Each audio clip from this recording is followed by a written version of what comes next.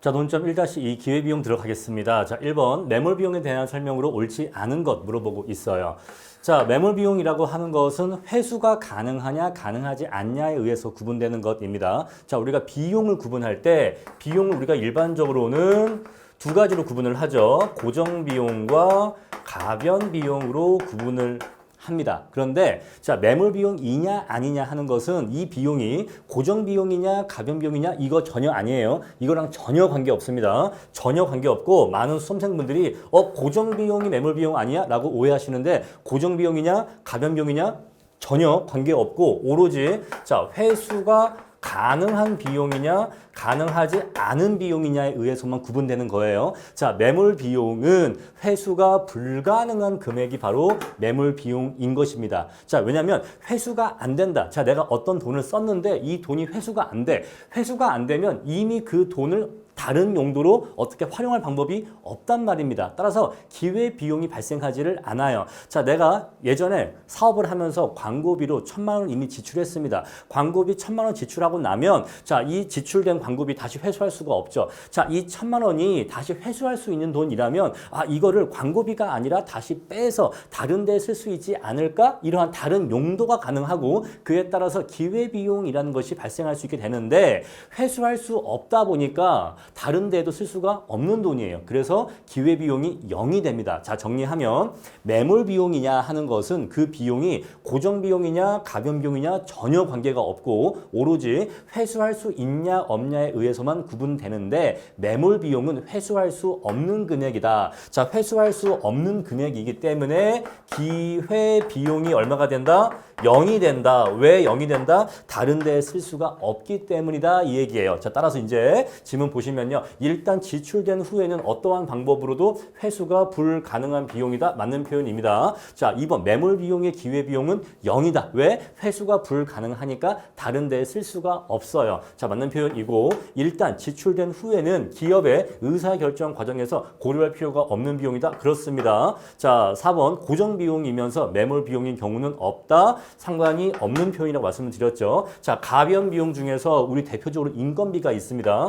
자, 내가 사업을 하면서 직원 인건비로 과거에 1,000만 원을 지출한 게 있습니다. 이거 회수할 수 있어요? 없어요? 없어요. 따라서 인건비, 가변 비용인 인건비지만 회수할 수 없으니까 역시 이것도 매몰 비용 되는 것입니다. 따라서 자, 고정 비용이냐 가변 비용이냐 전혀 관계 없는 표현이다. 자, 다음 문제 2번입니다. 을은 자신의 저축 1,000만 원과 은행 대출 2,000만 원을 투자해서 사업을 시작했다. 자, 저축예금 이자율과 대출 이자율 모두 연 5%로 동일할 때 이 사업에 투입된 금융 자본의 연간 기회비용은 얼마냐 이 얘기인데 여러분, 자, 우리가 일반적으로 일상생활을 할 때에는 내 돈에 대한 기회비용은 잘 계산하지 않고 명시적 비용인 은행 대출에 대한 이자 비용만을 비용이라고 생각하거든요. 그런데 경제학에서는 내 돈에 대한 기회비용도 자금의 기회비용으로 고려를 하셔야 됩니다. 자, 따라서 우리 요 대출 이자를 명목적인 비용이라고 얘기할 수가 있어요. 또는 명시적 비용이라고 얘기할 수가 있죠. 자, 이것은 명확하게 돈이 나가는 게 보이는 겁니다. 하지만 명확하게 돈이 나가진 않지만 사실은 나가는 바로 암묵적인 비용으로서 자기 자본에 대한 자본 비용도 고려를 해 주셔야 돼요. 따라서 자, 경제학에서는 어떤 사업을 할 때 내 돈을 투자했냐 은행 돈 투자했냐를 구분한다 안 한다? 구분하지 않는다. 자금의 출처는 구분하지 않는다. 자, 그래서 내 돈에 대한 기회비용도 고려해야 되는데 이 문제는 단순하게 주기 위해서 저축 이자율과 대출 이자율을 같은 이자율로 줬기 때문에 그냥 3,000만 원 곱하기 0.05 하시면 답이 나옵니다. 근데 만약에 저축에 대한 예금 이자율과 대출 이자율이 서로 다르게 나온 경우에는 각각 다른 율을 적용해 주셔야 돼요. 만약에 저축 예금 이자율이 3%고 대출 이자율이 5%인 경우에는 얘는 요렇게 얘는 요렇게 기회비용 계산해서 이 둘을 더해 주셔야 됩니다. 다음 3번입니다. 직장인 K는 거주할 아파트를 결정할 때 직장까지 월별 통근 시간의 기회비용과 자, 통근 시간의 기회비용과 아파트 월별 임대료만 이 두 가지만을 고려한다. 자, 이 두 가지가 아래와 같을 때 최적 선택은 얼마냐 이 얘기예요. 자, 이 K씨에게 1시간당의 기회비용은 1만 원이라고 합니다. 자, 그러면은 자, 통근 시간이 멀어짐에 따라 시간이 오래 걸리는 것도 하나의 기회비용이고 임대 원재료가 비싼 것도 하나의 기회비용이니까 전체 기회비용은 이 두 가지를 합한 것이 전체 기회비용이 되겠죠. 자, 그런데 통근시간 1시간당 1만 원이라고 했으니까 여기에 나와 있는 숫자를 곧바로 그냥 10만 원, 15만 원, 20만 원, 30만 원이라고 해석할 수가 있겠죠. 따라서 이 둘을 더해주게 되면 A 아파트의 총 기회비용은 160이 되고 얘는 150이 되고 얘는 145, 얘는 150이니까 이 중에서 가장 작은 기회비용인 C 아파트가 가장 비용이 낮은 최적의 아파트가 될 것입니다. 다음 4번입니다. 갑은 보유하고 있는 중고 의자를 일상생활에서 사용하기 위해서 이미 18만 원을 수리비로 지불하였다. 여러분, 이 18만 원 비용 어떤 비용입니까? 바로 매몰 비용입니다. 이건 매몰 비용이에요. 왜죠? 회수할 수 없는 비용이기 때문에 그렇습니다. 그러면 앞으로 우리가 이것의 기회비용을 고려할 때 과거에 이미 지출한 수리비 고려한다 안 한다? 고려하지 않는다. 이미 지출해서 회수할 수 없는 과거의 매몰 비용은 더 이상 고려하지 않는다. 전혀 신경 쓰지 않는다. 이 얘기입니다. 자, 갑에게 현재 이 의자의 주관적 가치는 13만 원이래요. 자, 그냥 보유하는 거죠. 그냥 갖고 있으면 13만 원의 가치가 있다고 합니다. 근데 만약에 이 의자를 20만 원을 주고 추가 손질을 하면 시장에 36만 원에 팔 수가 있대요. 자, 손질 후 수리 후 판매죠. 수리 후 판매를 하면 얼마에 팔 수 있죠? 36만 원에 팔 수가 있습니다. 그런데 수리비는요, 얼마가 들어가요? 20만 원 들어가요. 따라서 순가는 순수하게 손에 쥐게 되는 이익은 16만 원이 되겠죠. 다음에 3번. 자, 현재 상태 그대로 팔면 10만 원 받을 수 있다고 합니다. 현 상태로 판매. 현재 상태로 판매하면 10만 원이라고 해요. 자, 그러면 세 가지 대안이 있는데 세 가지 대안 중에서 가장 높은 가격이 바로 요거 2번이기 때문에 여기 2번 수리 후 판매하는 것이 합리적인 의사결정이죠. 따라서 정답은 1번이 정답이 됩니다. 자, 그런데 이것을 우리가 일상생활에서의 아이디어와 구분하셔야 돼요. 자, 우리가 일상적인 생활에서는 이미 들어간 수리비 18만 원에다가 추가 수리비 20만 원을 더 얹으면 38만 원의 수리비가 발생합니다. 그래서 36만 원 받고 판다고 해도 2만 원이 손해예요. 근데 이러한 사고방식은 어떤 사고방식이다? 그냥 우리 일상생활에서의 사고방식이고 우리 경제학적인 사고방식에서는 합리적인 의사결정에서는 이미 지출된 매몰비용을 고려하지 않기 때문에 이렇게 수리 후 판매하는 것이 가장 가치가 높다는 겁니다. 왜냐하면 이 18만 원을 고려해봤자 그럼 마찬가지로 여기서도 18만 원 빼야 돼요. 어차피 여기서도 18만 원 빼야 됩니다. 따라서 매몰비용은 고려하지 않는다라는 것이에요.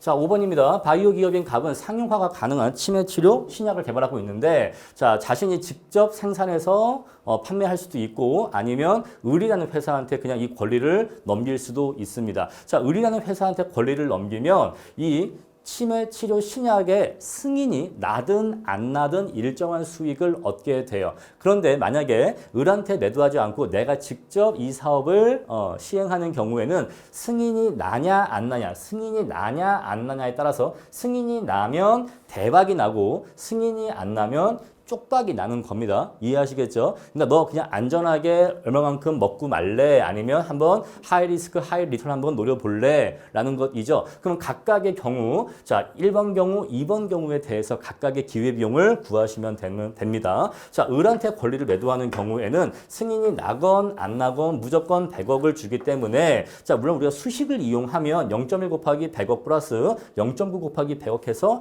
가중평균값을 구해야겠지만 결국 답은 100억이 나옵니다. 자, 을한테 권리를 매도하면 무조건 100억을 벌 수 있는 거죠. 100억에 팔고 나면 승인이 나든 안 나든 난 이제 상관없이 무조건 100억만 받고 끝나는 거죠. 근데 자, 내가 직접 사업하겠다라고 하는 경우에는 승인이 나면 대박 납니다. 플러스 100억을 벌 수 있어요. 기대값으로. 근데 만약에 거절이 되는 경우에는 마이너스 18억의 손실이 발생하게 됩니다. 기대값으로. 따라서 이 둘을 더하게 되면은 자, 이것의 기회비용은 82만 원으로 82억으로 계산이 되죠. 따라서 자, 1번 경우에 기대값은 100억, 2번 경우에 기대값은 82억이니까 자, 여기 을한테 권리를 매도하는 것이 보다 더 합리적인 의사결정이 될 것입니다. 이해하시겠죠? 자, 따라서 기대값을 기준했을 때는 을한테 매도하는 것이 합리적인 선택인데 다만 본인이 직접 사업을 할 때에는 대박이 날 수 있는 경우도 있다라는 것이죠. 이러한 점 구분하시고 정답은 1번으로 선택하시면 되겠습니다.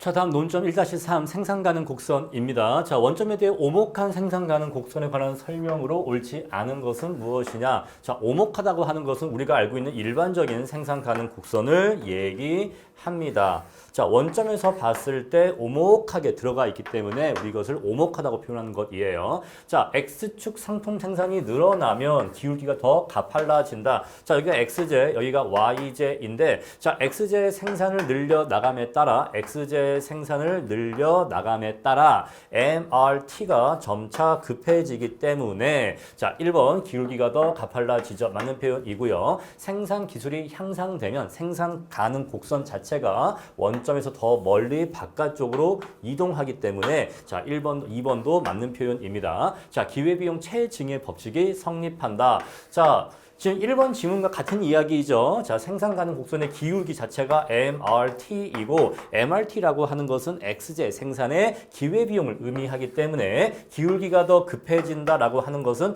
MRT가 커진다라는 것이고 이 말은 곧 기회비용이 점점 더 커진다라는 것을 의미합니다. 3번도 맞는 표현이죠. 자, 생산 가능 곡선 기울기 절대값이 한계 변환율이다. MRT이다. 맞는 표현이고요. 생산 가능 곡선상의 점에서 파레토 개선이 가능하다. 자, 우리가 이 점에서 이 점으로 이렇게 이동한다고 해서 파레토 개선 가능하다? 가능하지 않죠. 자, 파레토 개선을 생산 가능 곡선에서 적용해서 해석한다면 자, XJ와 YJ가 있었을 때 그 어느 재와의 생산도 줄이지 않고 다른 재와의 생산을 늘릴 수 있다면 그것이 파레토 개선일 텐데 자, 생산 가능 곡선상의 점에서는 어떤 재와의 생산을 줄이지 않고는 다른 재와의 생산을 늘릴 수 없기 때문에 곡선상의 점들 사이에서는 파레토 개선이 불가능합니다. 그래서 자 안에 있는 점이 경계로 이동하는 경우에는 파레토 개선이 가능하지만 곡선상의 점들끼리에서는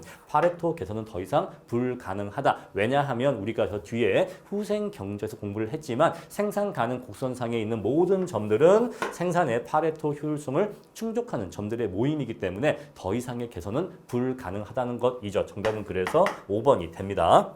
다음 2번입니다. 두 제품만 생산할 수 있는 경제의 생산 가능 곡선에 대한 설명 중 가장 옳지 않은 것 물어보고 있어요. 1번 생산 비효율적인 생산점이 생산 효율적인 생산점으로 이동하기 위해서는 경제 성장이 이루어져야 한다. 자, 경제 성장이 이루어지는 경우에는 생산 가능 곡선 자체가 바깥쪽으로 이동을 합니다. 자, 생산 가능 곡선 자체가 바깥쪽으로 이렇게 이동하게 되죠. 그런데 생산 비효율적인 점에서 효율적인 점으로 이동한다고 하는 것은 내부에 있는 점이 경계상에 있는 점으로 이동한다는 의미이기 때문에 앞뒤가 매치되지를 않아요. 따라서 1번이 옳지 않은 표현이고요. 생산 가능 곡선이 원점에 대해 오목하다면 일반적인 모양이라면 생산 효율적인 생산점에서 한 제품을 더 생산할수록 기회비용 점점 커진다. 당연하죠. 자, 아까 했던 그 얘기입니다. XJ 생산 늘려 나갈수록 점차 기울기가 급해진다는 것이죠. 자, 이 경제에서 생산하는 두 제품에서